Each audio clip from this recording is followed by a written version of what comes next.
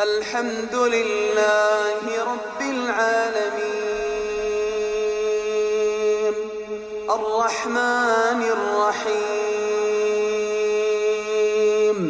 مالك يوم الدين إياك نعبد وإياك نستعين اهدنا الصراط المستقيم صراط الذين أنعمت عليهم غير المغضوب عليهم ولا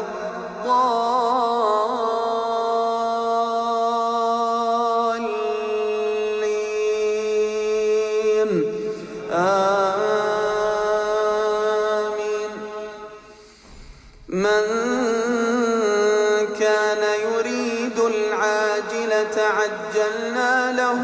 فيها ما نشاء لمن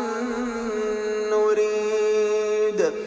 ثم جعلنا له جهنم يصلاها مذموما مدحورا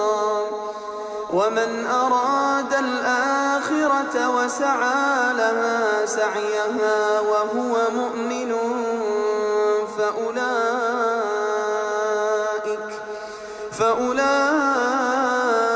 فأولئك كان سعيهم مشكورا كلا نمد هؤلاء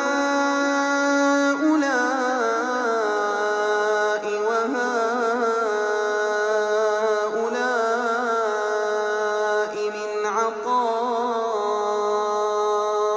ربك وما كان عطاء ربك محظورا انظر كيف فضلنا بعضهم على بعض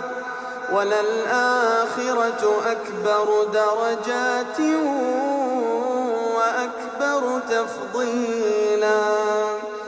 لا تجعل مع الله إلها آخر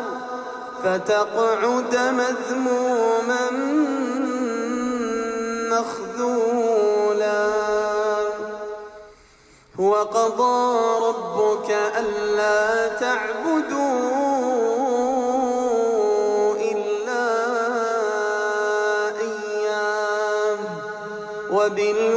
وبالوالدين إحسانا إما يبلغن عندك الكبر أحدهما أو كلاهما فلا تقل لهما أف